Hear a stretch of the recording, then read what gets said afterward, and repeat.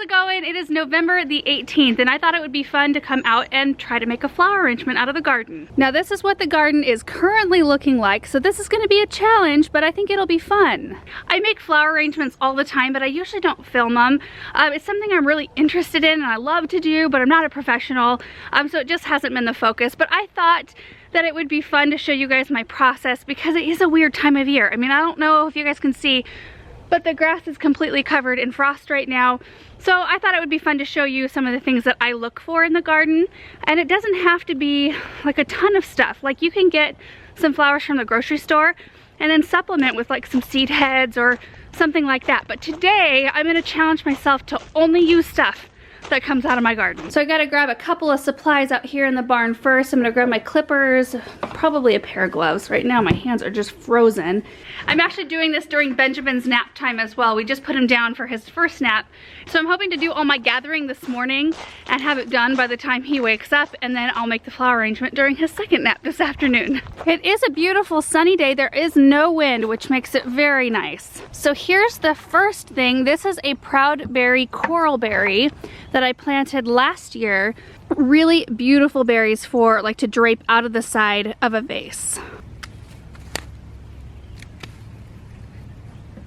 Look at those rose hips.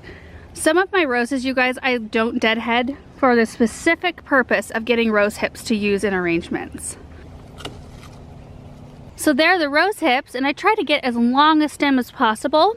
I could always cut more off if I need to, but I want some good, strong vertical elements in this arrangement. So this is a blue chiffon Rosa Sharon standard that I planted out of one of my containers into the landscape this fall.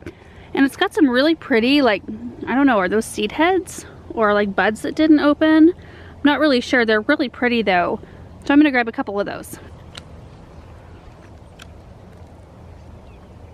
Here's a couple of stems of white yarrow. Still look pretty good. So I'm kind of behind the gazebo now where the pellet walkway is, and there's a juniper right here. And check this out, it's got some beautiful blueberries in it, so I'm gonna grab a couple of stems of that. I think that'll be really pretty.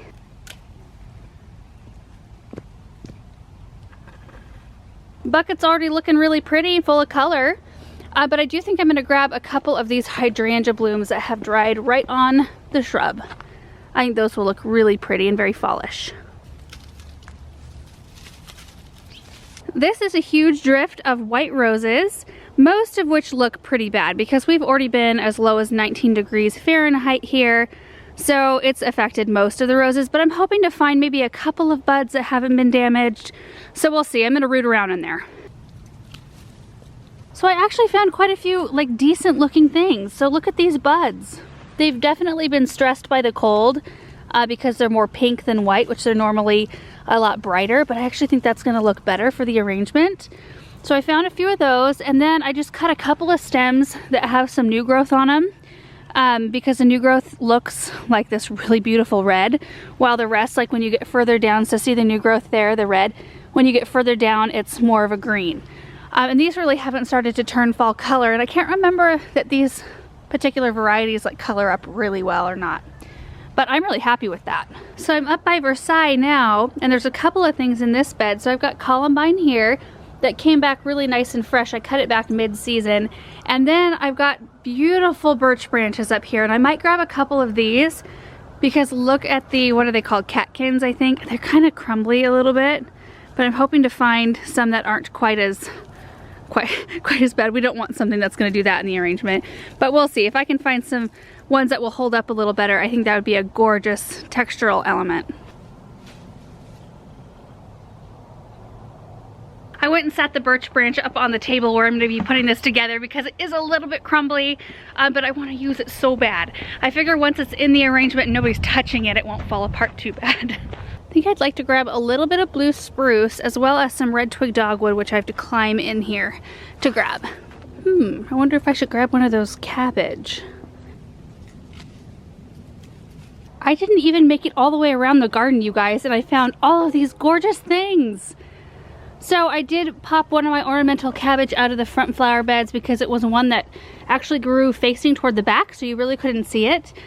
A few gold euonymus, it's beautiful. We've got the columbine, Jupiter's beard. There was a few stems that were kind of like growing onto the sidewalk that were protected from frost. All the rest of it was gone. I found a couple of salvias intermixed, like kind of tucked into the plants.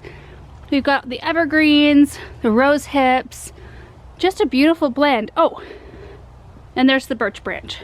I think that is amazing for mid-November to be able to go out through your garden. I didn't even go through our whole garden. I thought I was gonna have to scrounge around a lot more than I actually did, and I picked way more than I need to for a regular arrangement. I just wanted to pull a bunch of stuff so you guys could see some options that this time of year still look good if you're having a more mild fall. Like we've been down to 19, like I said, but we haven't had layers of snow like some of you have already. But some of this stuff, even if you do have snow, the evergreens, the rose hips, the dried hydrangeas, a lot of that stuff stays nice even through the winter time. So if you don't have those kind of things in your garden and you like to do fresh flower arrangements, maybe think about planting some. And you can even supplement, like you can get grocery store flowers. I do it all the time, and then I'll run out to the garden and grab a couple evergreen branches, and it just elevates something that could look, you know, like, oh, they bought that at the grocery store, into something a little bit more unique. So I'm gonna actually set all of this up. I think Benjamin is still asleep, so I'm gonna go check on him, see where his nap is at, and I think I might be able to have time to put this together right now. Oh, yep, he's still asleep. So before I get started, I just wanted to show you all my supplies all laid out. So this is the vase that I'm going to be using. I do think I'm gonna line it with plastic, just a really thick plastic, because I am not positive that it's watertight, and I just wanna make sure. I have some floral foam that I've already pre-soaked, and there's floral preservative already in it. This is what it is right here. This is the stuff that just comes with the fresh flowers at the grocery store, and I have just like a stockpile of these from all the flowers I buy. And I put I put 2 packets in this water. I've got a couple different pruners. I've got my Fiskars, like little trimmers. What are these, snips? My Falcos for the bigger branches, and then a knife to cut my foam to fit the vase. And then I just laid everything out again that I picked out of the garden. So there's most of it. And then I put the rose foliage over here because it's kind of thorny. So I asked Aaron to come set up a couple cameras behind me so that we could just show you guys this arrangement coming together a little bit quicker. I'm gonna try to stay behind the arrangement as much as possible so you can see all the detail, but I'm not that good. So I'm gonna probably be moving around it quite a bit. I'll try to not obstruct the view.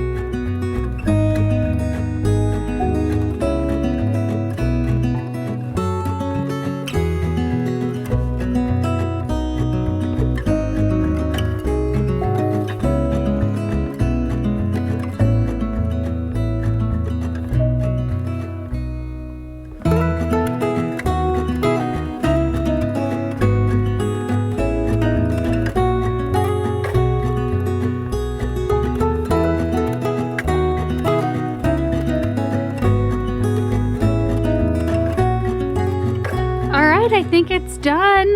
I think it turned out really pretty. Let me see if I can back up and give you guys a really good look at it. And like I said, the back doesn't have to look that great. I did push the coral berries in there, but I made no attempts to hide the plastic, just because you won't see it.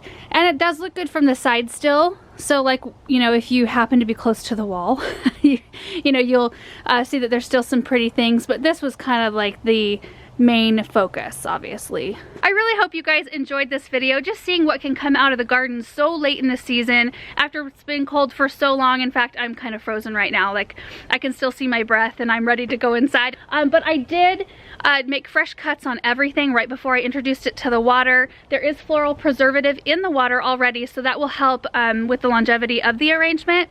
I expect to get a long time out of this one because most everything in here, they're good for vases, good for cut flowers, and a lot of the stuff like branches, hydrangeas, the rose hips, a lot of those things will dry and look beautiful or already are dry, like the hydrangeas.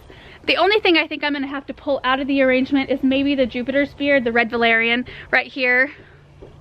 There's 3 stems of that in there, but honestly, I don't think we'll even miss it once that starts to fade and I pop it out because there's so much going on in this arrangement. But anyway, thank you guys so much for watching this video. I hope it inspired you, and we will see you in the next one. Bye.